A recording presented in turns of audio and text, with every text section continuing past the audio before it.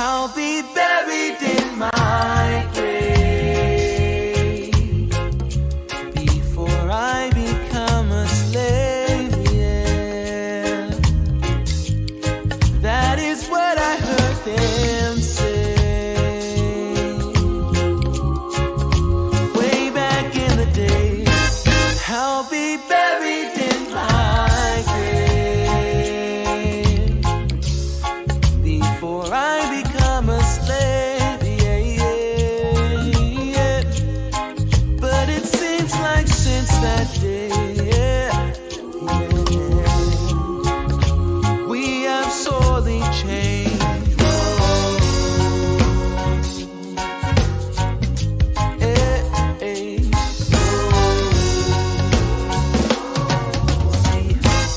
I'll be buried in my grave before I become a slave, yeah, yeah.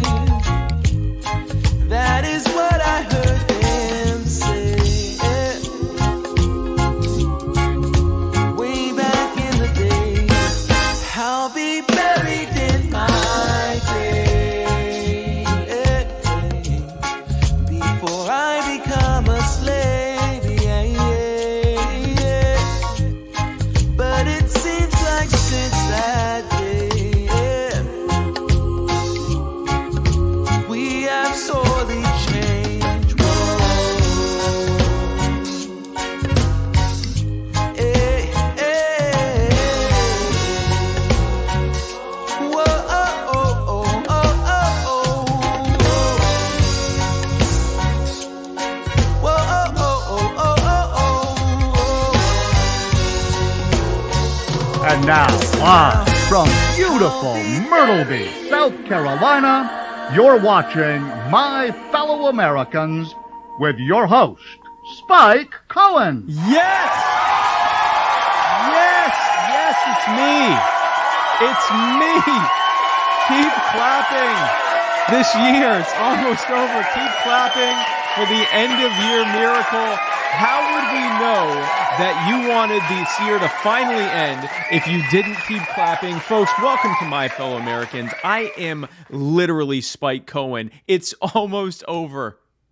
2020 is almost, I don't know why I give 2020 such a hard time. I actually had a good 2020. I know many others did not, and it's almost over. The murder hornets have almost been defeated, folks. And we're still here, and it's only like 36 hours, or I guess by the time you're seeing this, it's like, 28 hours left on Eastern time, and slightly more than that, an hour more for each time zone past that. This episode is a Muddied Waters media production. As always, check us out on Facebook, Instagram, YouTube, Twitch, Twitter. We're everywhere. Check us out everywhere. Go to muddywatersmedia.com for this and every single episode. Go to anchor.fm/muddiedwaters to check out our podcast. We are on all the podcasting apps. We're on Spotify. We're on everything. Check us out. Share this video. Share this podcast. Share however you're watching or listening to this. Share it. Share it right now. Please, please share it. Because the last thing that big tech wants is for you to share the truth. And the truth is this show. This show is the truth. Be sure to share it. The last thing I want is for your closest friends and loved ones to miss out on a roughly hour-long libertarian podcast that originally aired on a Wednesday evening. Give the gift of Spike Cohen today. Kids love it. This episode, of course, is brought to you by the Libertarian Party Waffle House Caucus, the fastest growing waffle-related caucus in this or any other caucus in this, really in any country, not just in this country, but anywhere on Earth. Libertarian Party Waffle House Caucus. Become a member today by going to the Libertarian Party Waffle House Caucus Facebook group and becoming a member. And if you want to become an official certified member, go to the Muddy Waters Media store at muddywatersmedia.com to purchase your Libertarian Party Waffle House Caucus button. It's only $5.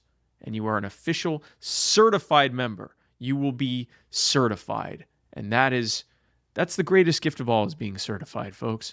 This episode, of course, is also brought to you by Black Coffee, spelled BLVCK. I don't know why, but it is. We just spell things how we want now. This is 2020. We're leaving behind. We left behind spelling things correctly in 2019.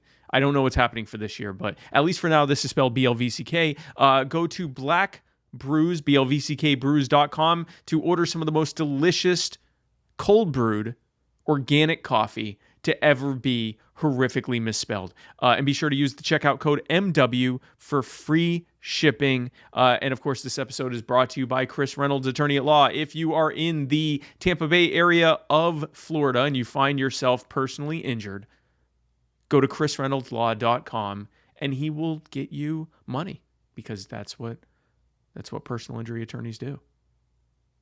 I probably should have a better way of promoting that, but I mean, if you've been injured and you want money, go to Chris Reynolds. He will do a fantastic job. I can't guarantee that legally, but he is a very, very good attorney. chrisreynoldslaw.com. I'm going to work on that. I'm going to work on that promotion. But if you are injured, Chris Reynolds, go to him. The intro and outro music to this and every single episode of My Fellow Americans comes from the amazing and talented Mr. Joe Davi. That's Jodavi. Check him out on his Facebook. Go to his SoundCloud. Go to his Bandcamp, jodavimusic.bandcamp.com. Buy his entire discography. It's like $25. Go buy it. Make yourself happy. It's fantastic music. If you watch this entire episode all the way to the end, you'll get to hear the outro. That's also from Joe Davi. Fantastic movie. Thank you.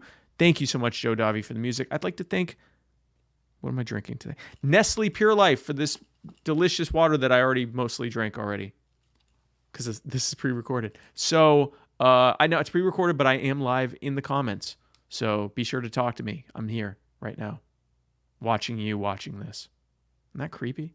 Anyway, I'd like to thank Nestle Pure Life for this water. It's delicious. I'm drinking the rest of it. It's going to be weird because it's like Inception, because in this episode that I'm about to show in this interview, there's more water, and we're starting with less water. That's what Inception was about, right? What was Inception about? Anyway, Bulavanaka.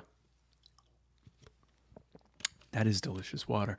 Shout out to Taylor on Turks' Mominum, as always. Folks, my guest tonight is a well-known British-based rapper, podcaster, author, entrepreneur, and clothing magnate. I'm calling him a magnate. I don't care. He has just released his book, Strong Advice, ZUBY's Guide to Fitness for Everybody. Ladies and gentlemen, my fellow Americans, please welcome to the show, ZUBY. ZUBY, thanks so much for having you on. I'm super excited to have you on. Happy to be here, Spike. How you doing? I'm doing fantastic, man. In fact, you probably don't remember this, but about 2 years ago, year and a half ago, the co-owner of Muddied Waters Media, Matt Wright, reached out to you and asked if it was okay to use your song Perseverance as the intro music to our show, The Muddied Waters of Freedom. And so we have used that on and off. We used it straight for about probably, several months. But then we use it off and on. We do these video intros typically, but when we don't, Perseverance is our go-to for our music. So thank you so much for letting us use your music. And again, thank you so much for coming on it. Folks, be sure to chime in with your questions and thoughts. Muddied admins are standing by to tell you if you are right or wrong. Now, ZUBY, this is your first time on My Fellow Americans, hopefully first of many. Anytime I have someone come on my show for the first time, I ask them, where do you think it is that got you to your current state of beliefs, especially political beliefs, but just your overall belief system that you have today? Everyone has their story of how they got here, whether it was an aha moment or sort of a gradual evolution over time. Tell us the ZUBY story. Okay. Well, like most things in the world, I think it's a combination of nature and nurture. I'm not someone who has really shifted that much politically over, I would say, the course of my lifetime. I mean, I used to be relatively apolitical, but I think even as a child or certainly as a teenager, if you were to sort of poll me on certain things, I guess I would probably come out as slightly right-leaning, slightly conservative-leaning on the majority of issues and topics and ideas.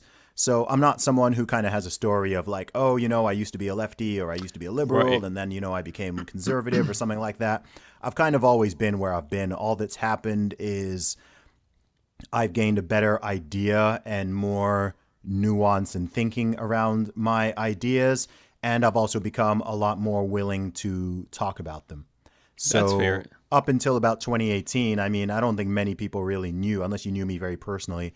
I don't think really anyone really knew my political views. Maybe they could infer certain things from certain things I'd say here and there. But, I used to just be apolitical publicly, right? As a rapper, as a musician, I was like, look, let me just put out my music and do my thing. And on social media, I'll make that all about my music. I don't want to chime in too much on social issues, cultural issues, certainly not politics or religion. Right. And in 2018, that shifted pretty drastically. And I started just using my Twitter in particular to talk a little bit more about some of the issues. I view myself more as someone who's interested in society and culture and social dynamics and morality, all that kind of stuff, much more so than I am in the nitty gritty of politics. It's quite rare to hear me talking about specific politicians or specific parties or specific policies, stuff like that, because I'm more interested in the sort of human experience and why people think what they do, why they believe what they do, etc. Right. That's what really interests me. I'm more of a cultural warrior and cultural person than I am a directly political person. So I think, some of it is just how I was raised. I mean, I'm from, I grew up in a Nigerian/British household. I lived in Saudi Arabia for 19 years. I've traveled to 30-something different countries. I've been to a lot of places. I'm someone who was very much raised with the principles of, education, hard work, personal responsibility, discipline, not feeling entitled, working for what you have, being rewarded for how hard you work and how well you do, etc., not just for simply showing up, all those kind of things, which I think in this day and age, most people would infer as more conservative leaning. I don't necessarily think absolutely everything in there needs to be conservative per se. Right. But, certainly by Western standards, growing up, I mean, I think most people who grow up in a, with Nigerian parents, African parents in general, or perhaps even Asian parents, right? I think there are certain things that get instilled in you which are more, from a Western perspective, those are values that would certainly be more considered conservative. I'm also from a Christian family as well, so that's part of it as well. Right. So in terms of a shift, I think all that's happened with me is I've kind of gone downwards on the political spectrum. So I've maybe gone from being sort of like center right to being more center right, libertarian leaning, as I've just learned more about stuff and seeing how the government behaves globally, historically, currently, Right. everything like that. I'm someone who's got a very healthy skepticism of the whole thing. I'm not full blown anarchist who thinks the entire thing should be Yet. abolished. I don't Yet. think. Yeah, Yet. yeah. I don't. I don't think I'd ever. I don't think I'd ever get there. I don't think I'd ever get there. I don't That's think it's fair. tenable. I don't think That's it's tenable. fair. That's fair. But, Give it time. Yeah, but that those are my sort of general leanings. But I like to think I've got a pretty good understand. Even with people I disagree with, I can Yeah. generally understand where they're coming from, and I try to be, very open-minded, and I like having conversations with people and discussing things, debating things, understanding all different sides, so that whether I agree with someone or I disagree with a certain view, I can at least see where they're coming from and not just assume that it's based on malice or stupidity, just like I wouldn't want anyone doing that with my views. Right, exactly. It's an interesting thing that you noted there. Outside of the Western world, the stuff that you just said, that, you got to work hard for what you want, that you can't just show up and expect things, that's not really considered left or right. That's just sort of what most people think. My in-laws, my wife's family are West Indian, And so I was grinning while a lot of the things that you were saying, very similar themes from that family. Is, you work, you work hard and an honest living for what you have, and don't expect anything past the value that you've demonstrated and all of that. So and I don't think that they would consider themselves right wing or conservative necessarily, but in the Western world, that sort of is that. So it sounds like you're more sort of interested in culture than the actual like you said, brass tacks, nitty gritty political stuff. What would you say was the sort of an aha or gradual evolution that made you decide to be more vocal? Was there a thing that happened, or was it just sort of you found yourself, you started by saying, oh, well, I don't think I really want to get into politics or talk about it. And after a while, you're thinking, holy crap, I'm on Twitter, starting very deep socio-political and cultural debates. Was it sort of you figured out you were doing that, or was that something, was there something that led to that? Yeah, there was actually a story leading up to it. So I'd say around 2015, I started to feel like the world was getting weird, right? The modern Western world was becoming increasingly unmoored from, I don't know, there were just a lot of things going on where I was like, this is weird, right? Whether this is people suddenly starting to feel like they need to announce their pronouns. Or the idea that, you can magically now just say that you're a man or a woman or non-binary or any other gender that you've just made up, and that you are actually, like, literally, now transformed into that thing. I was seeing the rise of, people being deplatformed at university campuses, especially in the USA and in Canada. People, arguing against freedom of speech. All these things which, ironically actually are quite liberal values, but the people who are calling themselves liberal suddenly, being a free speech advocate suddenly made someone right wing, right? Having just basic ideas around responsibility or something, those people are now being called racist or this or that. And then, of course, in 2016 in the UK, you had Brexit. In the USA, you had the election of Donald Trump. Both things which I foresaw, which a lot of people didn't, which was interesting. I thought both of those things were like 50-50, whereas other people thought they were 95-5. Right. I was like, Donald Trump could become president. I'm mad I didn't put money on it. Brexit, I was like, I think this thing is a toss-up, man. Because could very well pass. I travel all over the country, so I'm not kind of just in one like London-centric bubble with other, university graduates or whatever. I'm traveling all over the UK. I'm going north. I'm going to the Midlands, and I'm like, man, a lot of these people are going to vote to leave the EU. And then I saw, and then that happened, and then the reaction to that also happened, right? Yep.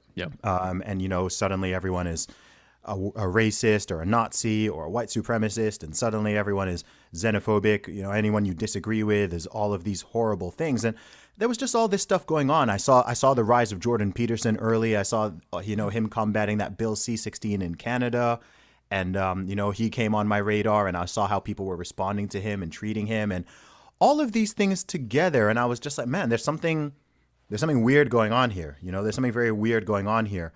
And then the final straw for me actually was in early 2018 when there was someone, I'm not gonna name him, but he was the student union president at one of the universities here in the UK. Mm-hmm. And this is someone who I've met before, who I don't know well, but I've met personally.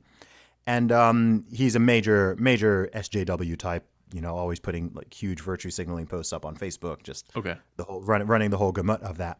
And I normally just kind of like ignore his posts, but he posted something which was basically along the lines of, as a university, it was about the University Debate Society, and it was basically saying, I support free speech, but I don't. He's kind of saying I support free speech, but people shouldn't be allowed to express views that are offensive, something like that, right? And I was like, wait, hang on, right? And this is not free speech, right? And this is coming from a university president. Yeah. So I'm like, wait, hang on here. So all these things culminating, I'm like, wait, and so I responded to this public Facebook post. We both have like quite large followings, so this became a public conversation. I said, hang on there, what do you mean by that? You can't say you support free speech and then you want to censor or deplatform ideas that disagree with you or whatever. And we had this whole back and forth where, funnily enough, even his followers were generally massively siding with me because he was trying to like tag people into the conversation thinking they'd agree with him, but they'd always they're like, end "Wait, up actually." yeah, they'd actually end up agreeing with me. And anyway, the conversation ended with him literally saying, people like ZUBY have views which are regressive, dangerous, and which lead to people getting killed. People like ZUBY should not be allowed on university campuses. Wow. Okay? So this is a penny drop moment where I'm like, okay, like I'm a pretty moderate, very level-headed, well-raised, very polite dude. I'm like, okay, so there's a university president here, British university who thinks that ZUBY, that my views are so radical and beyond the pale that I should not even be allowed On campus. yeah, I should not even be allowed on a university campus. Yep. So I'm like, wow, okay, this is how far this thing is going, because I am no extremist. I am not a radical. I don't have any viewpoint that gets anybody killed. Not even close to. I don't know how a viewpoint gets someone killed to begin with, but I was like, okay, this stuff is going too far. And I think that was the straw that kind of broke the camel's back for me. And I was like, okay, I need to speak up, because I'm seeing some people speaking up here. And, I'm following guys like Dave Rubin, Joe Rogan, Jordan Peterson, Gad Saad. I'm seeing certain people speaking up. Right. And I'm like, okay, at this stage, me being silent is almost me being complicit in this, because if more people don't start standing up and challenging some of these like actually dangerous ideas, Right. then this is going to get real bad real quick. Because, I finished university in 2007, which is not, which is a while ago, but it's not that long ago. And in 2007, a lot of this stuff wasn't a thing, right? It wasn't a thing, right? The whole safe spaces, trigger warnings, deplatforming people, this anti-free speech, all of this stuff it's like, man, this has happened quickly. Like, this has happened really quickly, and I'm concerned about this. So I just started, tweeting a little bit more openly and aggressively about my thoughts on some of these things. Right. And then that started to really resonate with some people. Yeah. Yeah, and then my first viral tweet was in 2018, and it was you remember Kanye West came out and he wore the MAGA hat and he visited the White House and he was supporting Trump and whatever. Yep. And the backlash that he got and the names that people were calling him, et cetera, all that stuff. I put out a tweet related to that, and that tweet went viral, and that's when I really started to get a lot of American followers, actually, because before that my following was primarily UK based. And then I put out this one tweet that had something to do with Kanye West and just the fact that he, anybody, should be allowed to express their feelings, right? Express their politics, right? Yeah. Why can he, if he said that he was supporting some Democratic candidate, right, there would have been no backlash. But by him wearing a MAGA hat and saying he supports Trump, all of a sudden people are even calling him racial epithets. And I'm like, oh, wow, okay. So that was kind of that was the sort of crack that kind of broke me through in that regard. And then, of course, in early 2019, I identified as a woman. I broke the British women's deadlift record. That went very, very viral. And that just sort of put my whole thing on a rocket ship and somewhat changed the trajectory even of what I'm known for. Prior to that, I was always primarily known for my music. And I'm going to be putting out a new album next year to bring some of that back. But a lot of people now know me for my social commentary, shall we say. Political / social commentary. Yeah. Yeah. So that's the story of how it happened.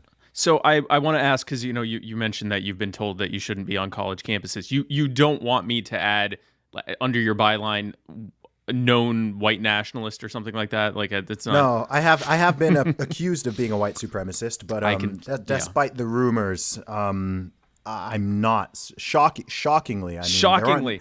There aren't that many people such as myself, or even such as yourself, who would sort of fall under that banner. But I mean, they've been doing their diversity hiring apparently, but you are a See, this is how far circle we've come on tolerance, folks. that now the white nationalists have diversity hires of the child of African-born immigrants who was raised in Saudi Arabia. So it makes sense. That's where I would, if I were looking to expand my white nationalist brand, I certainly would be tapping rappers. That would make sense. So I want to touch on the trans thing because it's certainly is a hot button issue.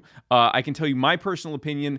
If someone tells me, someone that I knew as a man or as a woman is now telling me I've always felt this way, or I've realized that I feel this way, that I am a woman, or that I am gender fluid or pangender or any of the things, and this is what I want to go by. I'm very libertarian. I'm very, and not just libertarian, because libertarian doesn't necessarily mean you have to go with that, but libertarian, or I'm very much in the thinking of, if that's what you want to be called, or if that's what you want your pronouns to be, it doesn't really bother me. I'm perfectly fine with that. And it certainly means more to the person that's asking than it does to me one way or another. So that's typically where I come from. And I think some of that is I changed my name to Spike, which obviously isn't the same thing as changing or re-identifying your gender. But I did it when I was 3, and I was very insistent, and people kind of had to go with it because I said, this is who I am now. So personally, to me, identity is kind of a personal thing, and if someone wants that, that's fine with me. I think what I do find troubling is that there is this idea that anyone who says, and for, even if I don't necessarily agree with it, for, I guess, understandable concerns of saying, wait a second, why are we now calling, where did this all come from, seemingly out of nowhere? I'm a little concerned about it, whether that's something I agree with or not.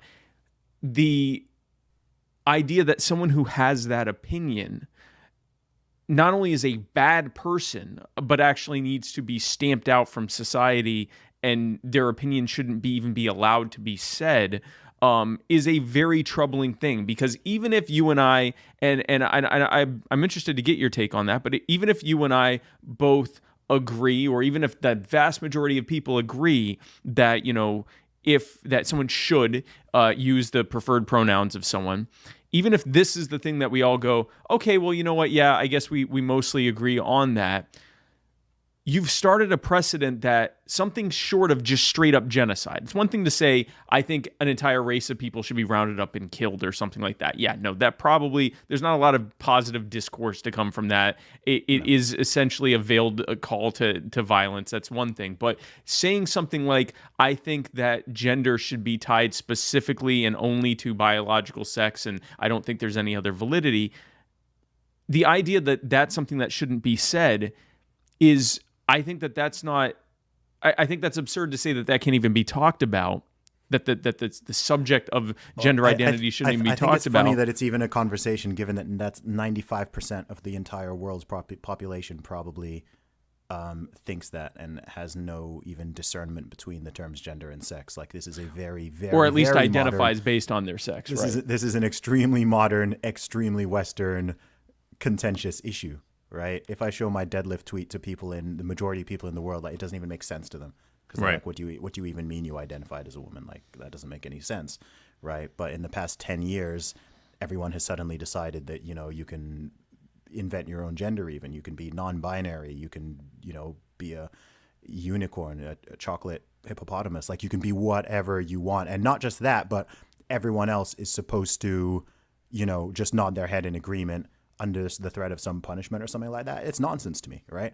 Like, to me, there's a big difference between politeness and political correctness, right? And I can be totally polite to someone, and I know more trans people than most people do, simply because I know and I'm connected to way more people, than most people are. Most people probably know 0 trans people, right? I'm acquainted with at least 10, right? So if someone is, like with most things, firstly, it's a funny thing because when you talk to someone, you don't use pronouns anyway. So that's part of why the whole conversation is funny, right? So if you were trans and we're having the whole conversation, I call you Spike. I call you, right? Okay. I'm not, at no point do I, this whole conversation, at no point am I going to refer to you as he, him, or his. Right? Like, it's not even relevant. It's only if I were talking to someone else now about me, and I'm referring to you. So that's something that's like extra insidious about it, because it's like you're not even talking about someone speaking to you directly.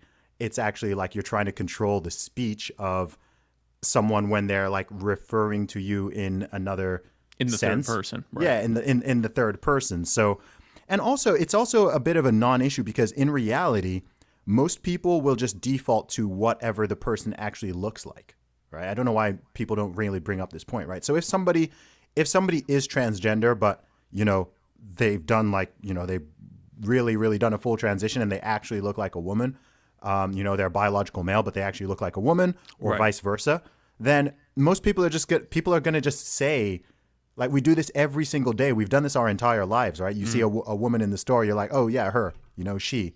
You don't think, oh, what is this person's pronouns? Well, it looks like a woman, I'm going to say she, right? And that's what everybody already does. I'm sure Right. there have been people who I'm not even aware are transgender or whatever, and I'm like, oh, well, that looks like a woman, so I say she, or that looks like a man, or I say he, or whatever. Or if someone, really has like a thing about it, like most people will be willing to be fairly polite and accommodating, but most people, number one, people don't like to be forced to do things. People certainly don't like having their speech Right. compelled, certainly not under the threat of any kind of like punishment or anything like that. But also, I've just lost a second point right there. I just lost a second point. I might come back to that one. No problem. But yeah, people don't like being told what to do, and people. Oh, I remember. And people also don't want to have to look. You should always be able to say the truth. Okay, and the truth is that a man cannot actually turn into a woman, and a woman cannot actually turn into a man from a true biological, genetic, chromosomal sense. Like, people want to talk about like science, right? I cannot actually turn into a woman. It's not possible. It is not possible. I could dress like a woman. I could take hormones. I could even undergo certain surgeries to make me look more like a woman, but I will never be the same as a biologically born female. It's impossible, right? And that should not be controversial. This is simply a fact. Just like I cannot become, I could not become ethnically Jewish. You could not become ethnically Igbo Nigerian, right? Right. You could do stuff to make yourself look more like me. I could do stuff to make myself look more like you. Right. But I can't actually, beyond I could convert to Judaism, but I couldn't actually become The faith. Right. Yes, I right. couldn't actually become a Jewish person ethnically. Like, it's not possible, right? No matter what I do, this is just a biological, factual reality.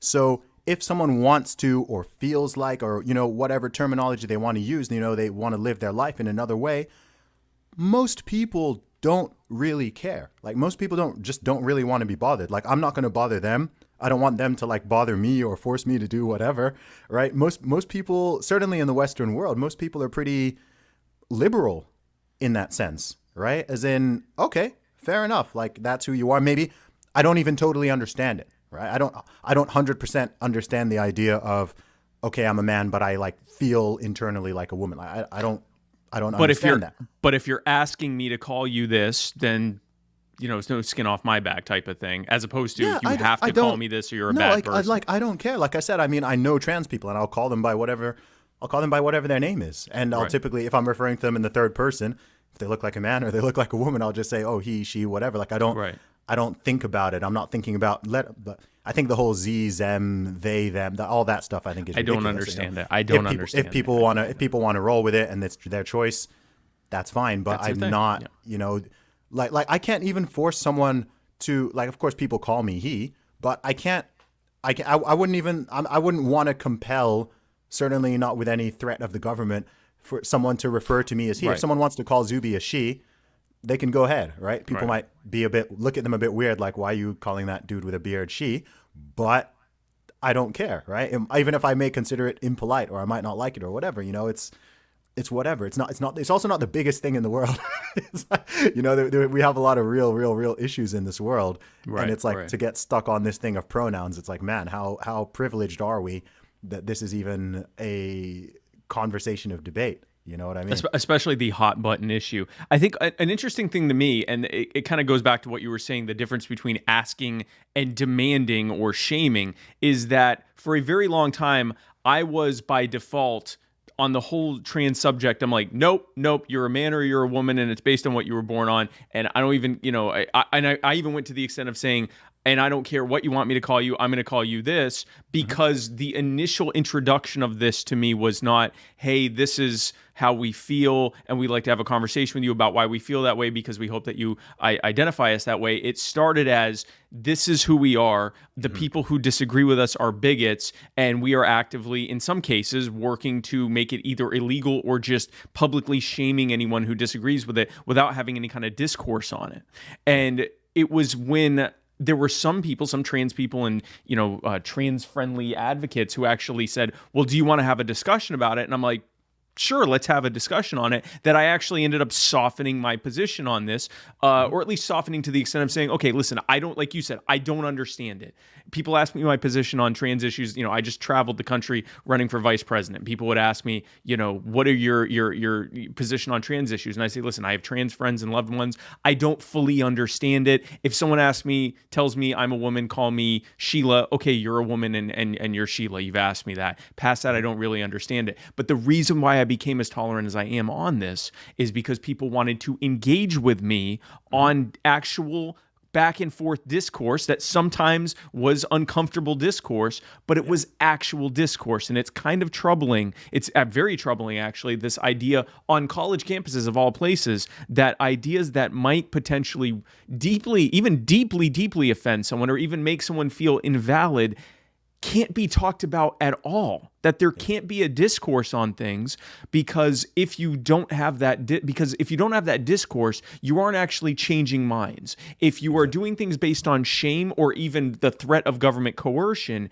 you are forcing people. It's the difference between evangelizing your faith to someone and spreading it with a sword and saying convert or die. It is a very troubling thing, and it doesn't lead to a change culturally that's positive for the people doing that. It leads to people, kind of often capitulating and going along with it until eventually enough people stand up and say, you know what, I don't even know how I feel about this, but I'm not going to let you tell me what to say and what not to say. And it actually leads to an anti-backlash to that thing, because you've sort of created heroes or martyrs out of the people who are just saying, you know what, I'm not sure how I even think about this. And you're lumping them in with people who are like, I think trans people should be killed or something like that. Like, you end up pushing people into a more of a radicalism, or at least being tied to radicalism, because they have questions or because they don't understand or because they want to know more about it. And I think that is incredibly troubling. And that's, it sounds like that's sort of what got you into being as vocal politically and socially and culturally as you are. It sounds like. Yeah, most definitely. I mean, what you said there is interesting. I mean, something I've noticed, and this is certainly true for the whole trans debate, but it's also true for a lot of other debates, which is that the activists are not representative of the people they claim to be advocating for. Often not, yeah. Right? Yeah. So a lot of these trans rights activists, firstly, a lot of them are not trans. I think majority of them probably are not. And those who are, in my experience and from what I've gathered, they're not really representative. I think most trans people just kind of want to live their life and not be bothered. Right. Right. Like I think that's what most people want, right? As someone who's in general, that's what most people want. Just live my life and don't be bothered. I don't want to be attacked. I don't want people to insult me as I walk down the street. I don't want to be discriminated against in the workplace or in a shop or whatever, regardless of my race, my gender, my identity, my sexuality, whatever. I'm 100% on board with that, dude. I don't want anybody being discriminated against in any way. But I think that, especially with the trans thing, because like I said before, most people don't know anybody who's trans.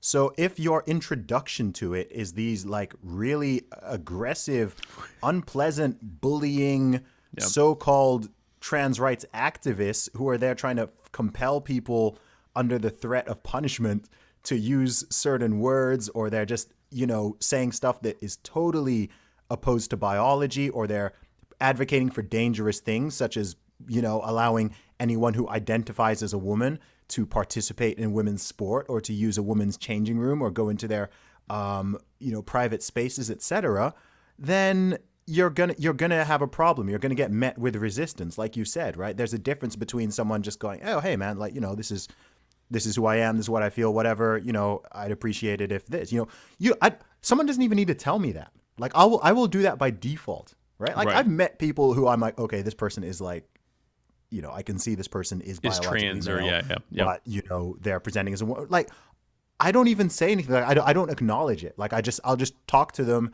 and treat them as I would anybody else. They don't even need to pull me to the side and say, oh, okay, refer to me as this or that. Like, I don't know. I'm just like, what's your name? Your name is Jane. Okay, I will call you Jane. I don't, right? I don't care. I'll treat you the same way as I treat other people. Just be decent. I'm not going to be like extra nice to you just because you're trans, right? Just like I'm not going to be extra nice to you because of your race or your ethnicity or whatever. Like, I'm just going to treat you normally. If you're a decent person, awesome. Like, we'll get on well.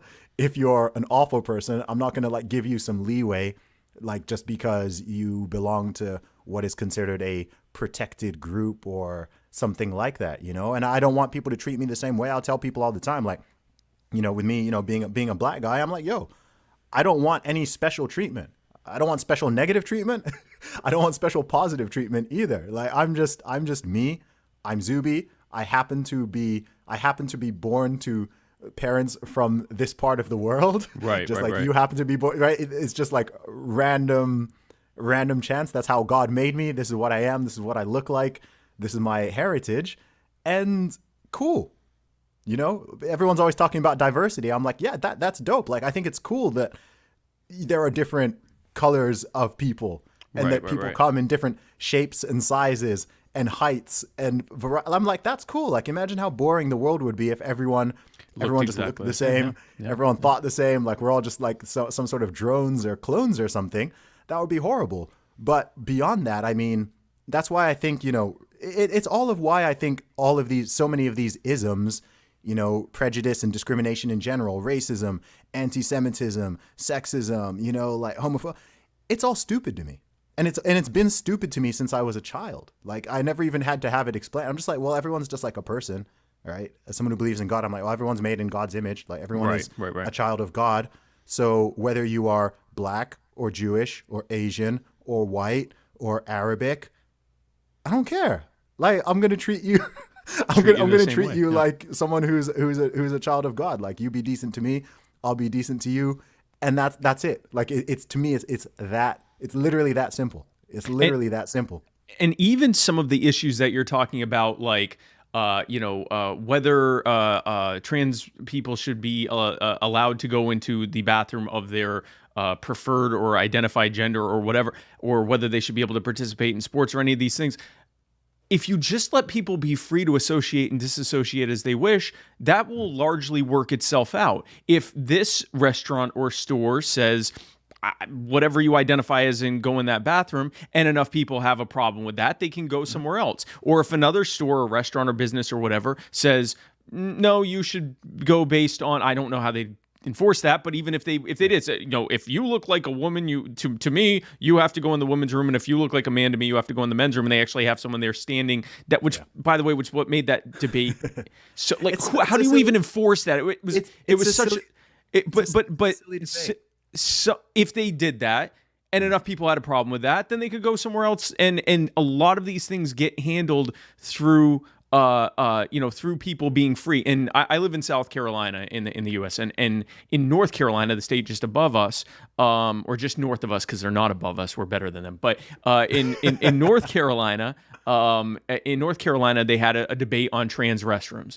And there was a city, I forget, I think it was Charlotte, which is one of the bigger cities in North Carolina, which mandated trans bathrooms, which again, if any bathroom anyone went into, it wasn't like anyone got arrested for going into a bathroom. It was just this rule that they passed. And so then North Carolina, which is much more conservative overall, passed a rule of saying, no, you can't let trans people in bathrooms, which shocked everyone because they're like, how the hell are we even supposed to enforce this? And eventually, I believe it all got struck down, or it actually got repealed based on boycott threats. But to me, I'm like, why not just let the person who owns the bathroom decide this? And they're more than likely going to be like, I don't even get, are we keeping track of who's in the bathroom? Like go to the bathroom. No one is checking genitals before you walking. Right.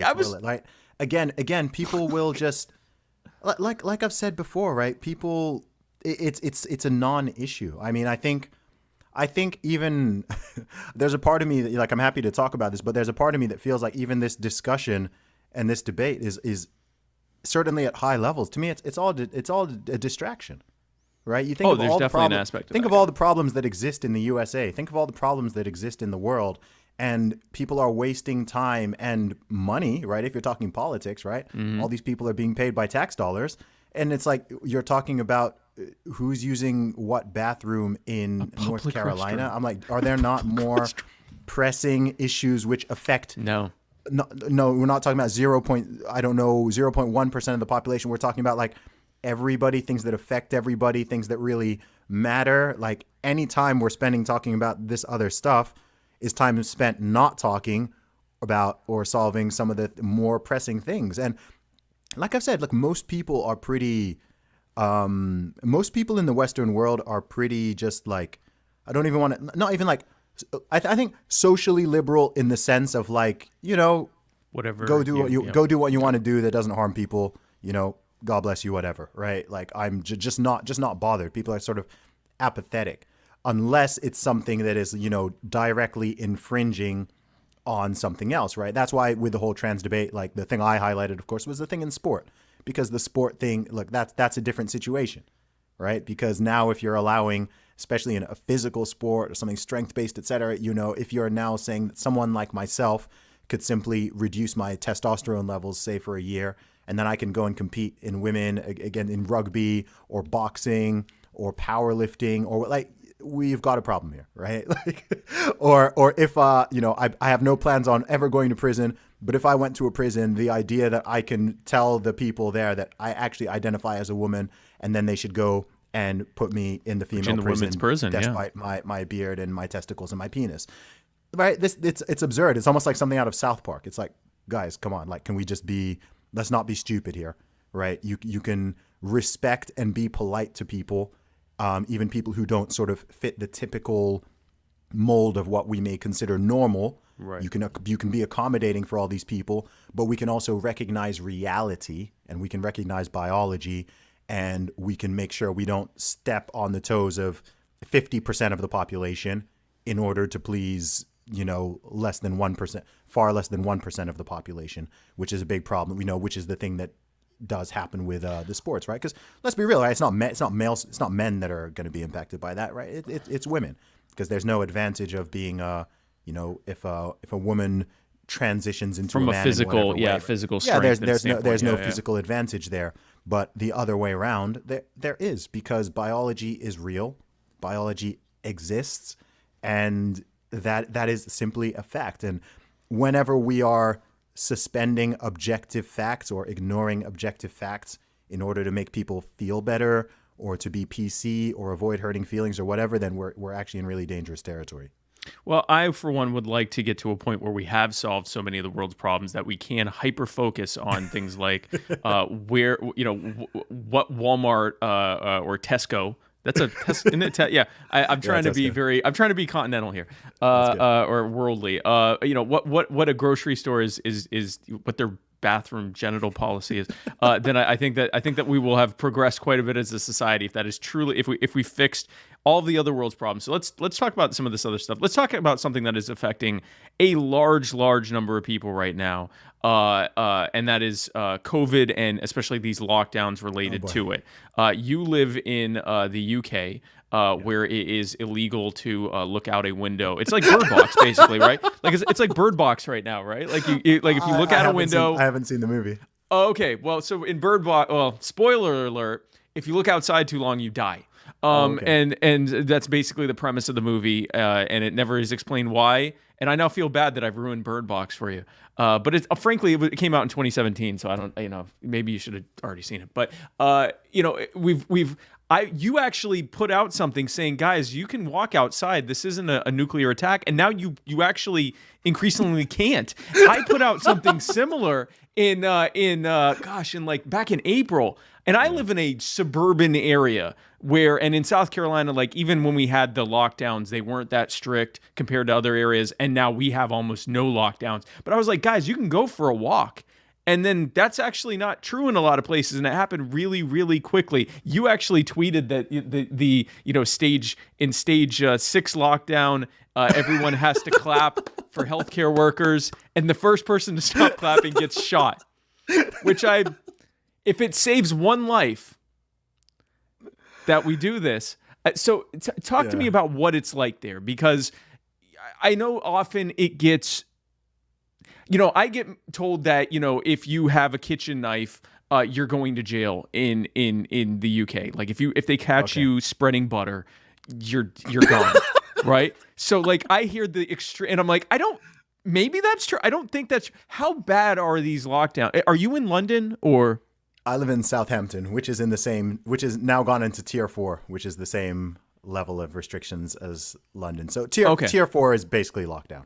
So what does that look like? What in your day, what are some of the major ways in which this lockdown is preventing you from living your life how you would have otherwise done, in this weird time between Christmas and New Year's? Well, I'm not gonna confess to committing any crimes. No, not at all. On a podcast, but it doesn't personally. It does not affect me very much, apart from the fact that my local gyms are closed, and most of the so-called non-essential shops are now closed as of Boxing Day. So this is very recent. Prior to that, Southampton was in tier 2. So yeah, that's what it means. I mean, people are going outside. People are going outside, exercising, walking, whatever. It's just that the shops are closed. It's not really like you've got the. I mean, to be honest, where I live, Southampton has been certainly compared to London, because I have been to London a couple times this year. Southampton has been a lot more relaxed than London. Even when we had the initial lockdown, I mean, I was going out every single day, and I was walking past the police all the time, and they'd wave to me, and we'd chat and whatever. Like, we've never had. I've never witnessed in real life here in Southampton any sort of like super draconian or super authoritarian enforcement of the rules.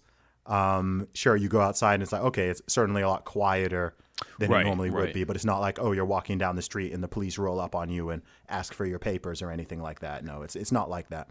I know that it was like that in, my sister lives in Dubai. I know in Dubai it was like that. You literally needed governmental permission to even leave your house or your apartment. And if you were caught outside without that, then you were fined, I think, about $1,000. So we've never had that level of, it's the stuff being closed that you notice, right? That's the biggest thing. Yeah. Restaurants being closed, music venues being shut, clothing shops now are shut, gyms now closed again. All of that stuff. That's what you notice, and then of course that has the knock-on impact of less people being out and about. But it's not like you step outside your door and you get sniped by somebody or something like that. So no, not yet. No, that's tier 5. It is incredible to me to watch. And just full disclosure, I am of the belief that 10 years from now, we will look back on these lockdowns and say, what the hell did we do? Like, this is a highly virulent pathogen, possibly even 2 or 3 years. This is a highly virulent pathogen that spreads more easily than the flu. It is absurd to tell people long term or to think this. I personally believe this is a very serious virus. It should be taken seriously. Telling everyone that they can't go anywhere unless it's a big box retail store is not a serious proposition, and it doesn't actually work to slow the spread of the virus. We have states that have lots of restrictions, and their COVID rates are through the roof. We have states with little restrictions, and their rates are low. We have states with lots of restrictions, and their rates are low. And we have states with little restriction where their states are high. It's almost as if it has little to nothing to do with the lockdowns, and that these lockdowns are largely just, you mentioned, the biggest thing is it's hurting small and medium-sized businesses. Amazon is fine. The hotel industry, which is getting massive bailouts, at least in this country, I would presume in most countries as well, is doing fine. Zoom is making record profits, but it's the small business where your likelihood of getting COVID was next to nil to begin with, because there were probably only 6 people in that building at a time to begin with, that is being affected. Or the restaurants that couldn't afford to retrofit drive-through into their business that's being affected. So that's my disclosure on what I think about this. My concern is how quickly this has happened. Yes. We went from 2 weeks to slow the spread, to stay inside until we have eradicated illness. And it happened super quickly because they are the media and the way this is presented. If you don't actually read what comes out of the CDC or whatever the equivalent is in the UK, which is far less hyperbolic than what we get from media and politicians, unless you're reading that directly from them, you get the impression that if you glance by someone that has COVID and come within even 6 or 7 feet of them for even a brief moment, bam, you've got COVID. If that were the case, we'd all get COVID and it wouldn't matter. Yep. They are utilizing. They're basically trying to give everyone hypochondria. Like it's like this. Oh my gosh! I don't think they're trying. I think they did. They've trained people to see each other as pathogens, as virus vectors, rather than as human beings. We're barely even seeing people's faces these days anymore. I was in Romania for 2 months. I was in Romania October and November, and in Romania they have like an outdoor. They have a mask mandate for any time you're outside your house, so you can be anytime you're out in public. 98% of people are wearing masks anywhere, walking down the street, on a mountain trail, walking around, standing by themselves with no one around them for 100 meters. You're mandated to wear a mask. I mean, it's very bizarre, and seeing the way even different countries are doing it, and all of the sort of inconsistencies and the anti-scientific stuff, and it's just not logical. Thank you. It's anti-scientific. Thank you.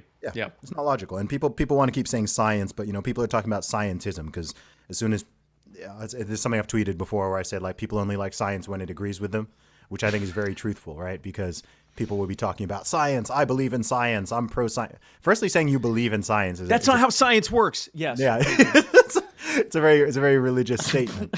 Believe in science. Oh, God. No, it's like no. Scientific method is a thing which has its purpose and which we could use, but saying it's like, well, which science, which scientists, which experts? Like anyone who's honest knows that. Firstly, science is often wrong. Like science is always wrong. Science is always changing. The whole process, the whole point of it is, it changes and it updates, etc. So as soon as you start treating it like a fundamentalist religion, and you start worshiping certain scientists or certain so-called experts, despite the fact that they've been wrong all year, then, again, you're just falling into silly thinking. And it would be lovely if this was just something we could laugh at, but it's like, man, this is having very real world repercussions on a local global level, national scale, level. Yeah. It is insane to me. And thank you for bringing up the science. It is anti-science to tell someone that if you are at the park by yourself or, you're not within 20, 30 people, you've got to wear a mask. Why? That makes no sense. I just traveled to 35 states over 75 campaign stops and came well within 6 feet of probably somewhere we estimate between 10 and 15,000 people. And if you read the science, you have to be within 6 feet of someone who is either symptomatic or asymptomatic, but for an extended period of time, anywhere from 8 to 15 minutes, usually indoors. Okay? Now, I'm not telling people they need to skirt this and they need to try to get as close to people and spend as much of that time as possible. What I'm saying is that in your everyday, day-to-day conduct, especially if you are wearing a mask inside anyway, inside most of these places anyway, your likelihood of getting this virus, if you keep basic safety precautions, and the fact that there was a run on soap at the beginning of this told me that a lot of this is just people need to wash their hands. Do you know MF Doom? Yeah. Okay, he did his song "Wash Your Hands" a few years ago. If people had just heard that song, I think a lot of this would have been avoided to begin with. Because when all of a sudden there was no hand sanitizer, I'm like, oh, y'all weren't washing your hands before this, were you? But basic safety precautions that I took, not being right up in people's faces. I didn't have to hug every single person I saw. I did a lot of elbow bumps and things like that. But I was able to travel more than I've ever traveled in my life and interact with literally well over 10,000 people in person, both indoors and outdoors, more often than not wearing a mask. And neither I nor any of the people there got any of these illnesses because we kept basic safety precautions. There was never none of my events were ever linked to any kind of outbreak or anything like that because we didn't get in each other's faces. That was the biggest thing. We encourage people not to eat or drink after each other. Just basic how not to get sick stuff. Like how not to get the cold or the flu or any of this stuff is just take basic precautions. If this thing was airborne and being within a couple feet of someone or within 5 feet of someone without a mask is going to guarantee that you get it, you're going to get it. If it's airborne and you stay inside, you're going to get it. That's why the cold is so widespread, because it's in the air, and even if you're in your house, you could still potentially get it. I'm sorry, I'm ranting. Go ahead. No, it's all good, man. We have an immune system. The human beings, every day we face thousands of pathogens. All of us have encountered COVID already. All of us, right? We have an immune system every single day. I definitely have. Yeah. For decades, all the decades we've been alive, your body every single day has been fighting off pathogens. Sure, some of them are easier to fight off than others. Some people have stronger immune systems than others. But all of this thing, firstly, we're acting like everyone doesn't have an immune system. And then we're also acting like everyone is also equally likely to catch it, but also if they catch it, equally likely to die or have similar symptoms, which is, again, is all anti-scientific garbage. We already know if you're over the age of 70 in particular, and especially if you have some comorbidities, then yeah, you do not want to get COVID, right? Like you've got a much higher, the risk of death goes into, single digit percentages, maybe rising to double digits if you have a ton of comorbidities stacked on top of each other. But if you're under the age of, say, 60 and you are healthy, then the chance of you dying of this thing, it's not impossible, but it's highly improbable, even if you were to catch it. I'm 34. I've never had a flu in my life. I've never even had the flu. And I've never taken any super extreme precautions not to get the flu. But I've never had the jab. I've never been vaccinated. I've just never had the flu. I get a cold every single year. I always get the cold. But I've never had a flu. So do you know why you get a cold every single year? Because it's in the air. Yeah. You can't avoid it. Yeah. There's nothing you can do to avoid a cold. You can, and there's no cure for it. You just have it, and thankfully, no one dies from the cold. But if it were in the air, if COVID or any other thing was in the air, there's not a damn thing you could do to stop from getting it. So it's not airborne, and it spreads roughly the same, maybe a little bit more easily than the flu. So stay out of people's faces. Don't eat and drink after people. Wash your damn hands. Go and sanitize your hands. And anyway, this is it's something that bothers me a lot. And that's all right, man. You're gonna. It is going to spread to a certain extent. I'm glad that there's a vaccine, and I think that a lot of people are going to take the vaccine, and that coupled with the people that have already gotten it, hopefully will help slow down the spread of this thing. But the idea that we should be shutting down the world in the meantime and causing exponentially worse suffering as a result of it, because you were talking about privilege, telling all of Sub-Saharan Africa to shut down and not have trade, you are sentencing millions of people to death as a result of that, from things like child malnourishment. They don't have food bank programs. They don't have, food lines that people can go to easily. They don't have a built-in social safety net to the same extent that we do here. You can't shut everything down. And I'm still ranting. I'm sorry. This is like the most. It's all good, man. I hear you. I'm with you. So I want to ask you, and I want to ask you because it is on the hour now, but I wanted to very briefly talk about give you a chance to plug your book and the Take Back the Powerline clothing. Could I get potentially 10 more minutes with you, or do you guys? Yeah, man, let's do it. Okay, cool. Because I just, and mostly I just spent all my time talking about all the stuff I wanted to talk about, and so I now want to give you a chance to plug your stuff. Okay, cool. So resetting the Jew. There we go. Okay, so Zuby, before I go off on an even longer tangent about lockdowns, which is going to be impressive, but frankly might not be the best use of our time, I'd like to get a chance to talk with you about we were talking about your entrepreneurial stuff that you're involved in, and the first thing is you just had a book that came out called Strong Advice: ZUBY's Guide to Fitness for Everybody, and I was reading through the reviews, and it looks like people are pretty happy with it. And are losing weight from it. Tell us about this book. What was the catalyst for this, and what kind of stuff is in it? No spoiler alerts, obviously. Go buy the book if you want to know what's in the book. Buy the damn book. But what led to this, and what's in it? Yeah, sure. So I've been going to the gym for the majority of my life. I started training when I was 16. I initially got into it because I used to play rugby. So over the course of the past 15 years plus, I've been through a lot of diet cycles. I've built a lot of muscle. I've gotten, into the top percentage of the population in terms of strength. I've made a lot of mistakes. I've done a lot of things right. I've done a lot of things wrong. And I wanted to just write a book that I wish someone gave me when I was 16 that would have helped me to learn how to build muscle, burn fat, get stronger, gain weight, lose weight, look better, feel better, whatever my goal is, how to train properly, how to eat properly, how much to eat, how to structure my macros, all that kind of stuff that I had to learn the hard way. I wanted to put together a simple and concise book for people of all ages, and men and women, to help them reach their fitness goals. So that is what Strong Advice is. It's very straight talking, just like I am in real life, and anyone who follows me on social media knows that I'm not into BSing people, and there's a lot of nonsense out there in the fitness industry. So that is what the book is about. So whatever someone's fitness or physique goal is, it's an easy read. I've also got an audiobook version, which I recorded. It's also available now on paperback. And so, I've sold over 4,000 copies of it now. It's reached, wow. It's reached, how many? I want to say I think it's reached 60 different countries now. It's been bought by customers in 60 different countries. And this is a totally independent release. It's only available through my website, teamzuby.com, as well as Gumroad. It's not even on Amazon.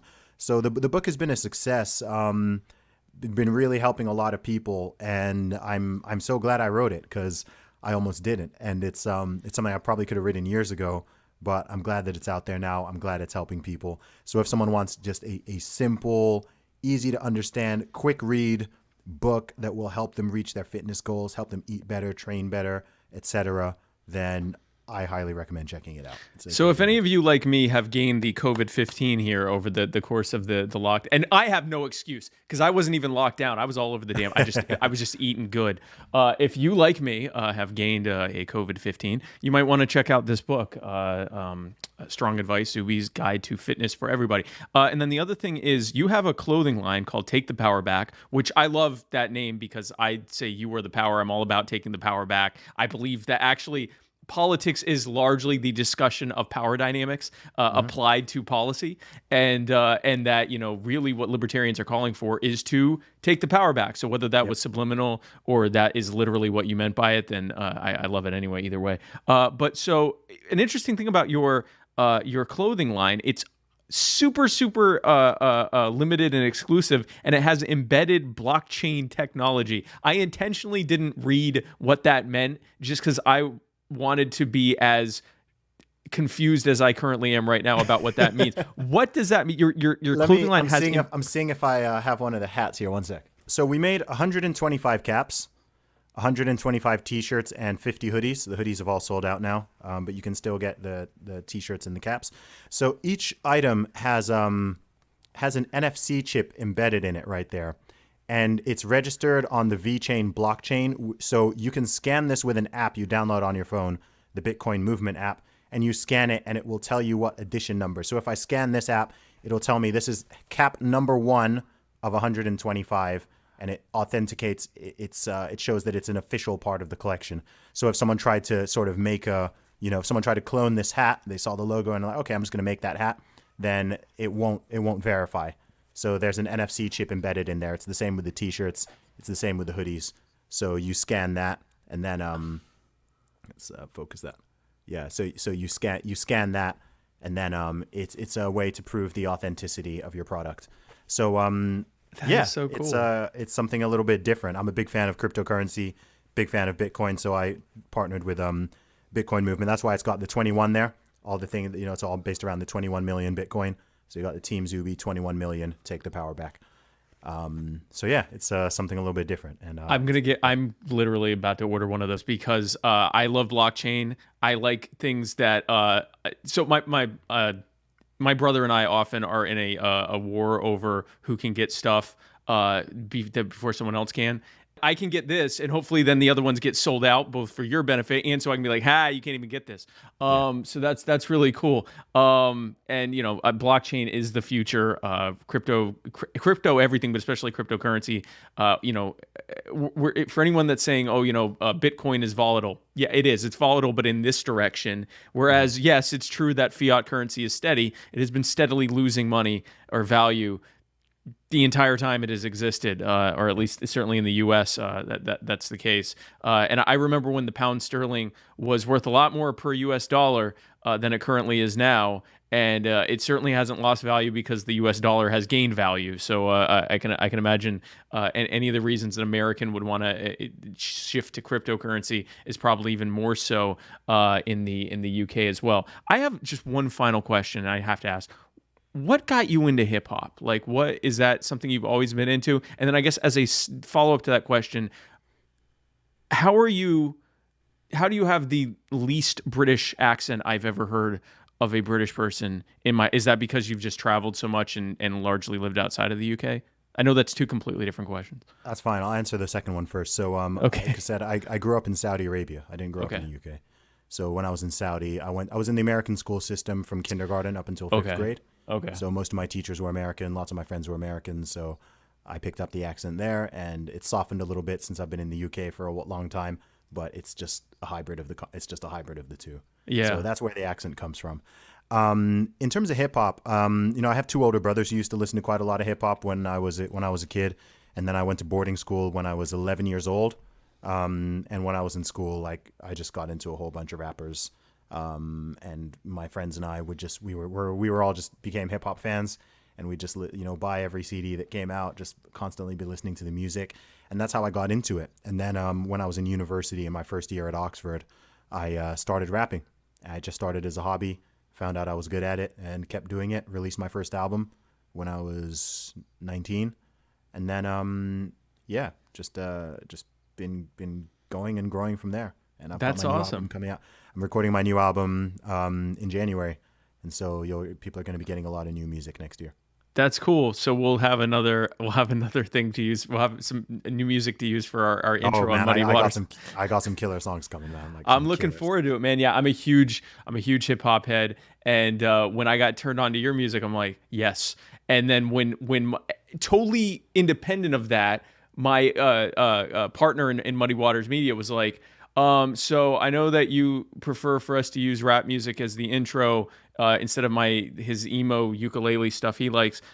He said, so I got a rapper named ZUBY, and I'm like, I literally just found out about ZUBY, and he's like, yeah. He said that we can use his music. I'm like, yes, so we will. So, hey, man, thanks so much for coming on. I think that this was a really good conversation, and I'm glad to know you're not a white nationalist. That was very it's a big that concern, was it's good. Yeah, I assume you're not a Nazi, are you?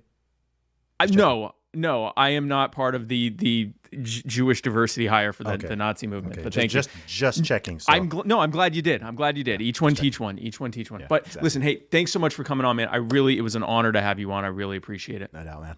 And thank you, folks, for watching this end-of-year episode of My Fellow Americans.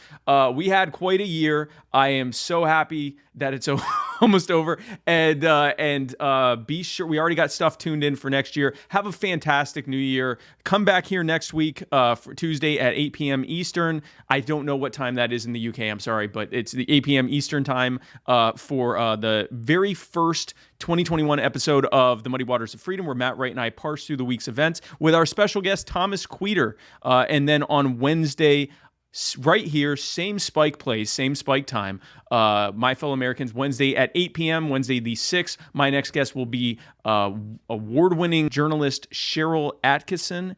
And in the meantime, have a fantastic new year. Thank God this is all almost over.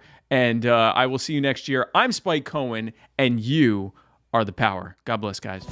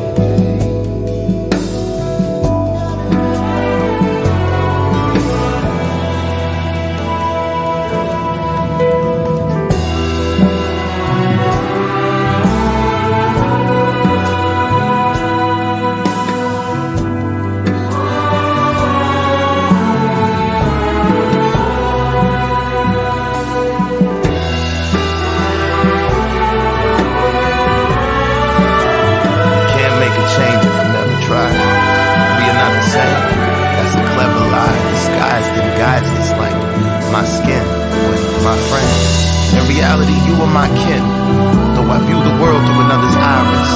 If you slide in my kicks, it might fit. We might just unite and come together, become hybrid, at the least slightly like-minded. Indeed, the life I've lived brings light to kindness. All you need is a sign. Put a cease to the crimes. Put an ease to the minds like mine. Sometimes darkness is all I find. You know what they say about an eye for an eye in a time when the blind lead the blind. Who am I to deny I would cry when a loved one dies? I recognize that body outside, bullet holes in the body that was alive. Now confined to a chalk outline. Find out how, but you never know why. It ain't even make it to the news at 9. It ain't even make it to the news at 9. That's my sister, mother, father, brother, son. That's one of mine. All these years I close my eyes, open up to only find I'm in line. There's a pointless murder happening all the time. Either lose your life or mine, caught up in them versus die. That ain't how it started, nah.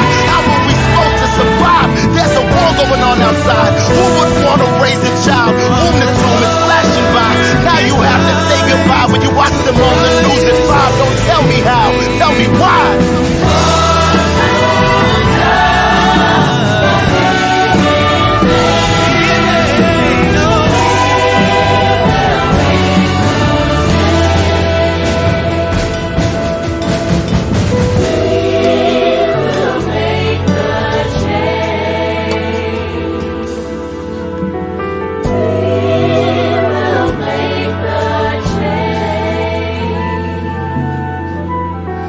We will make the change.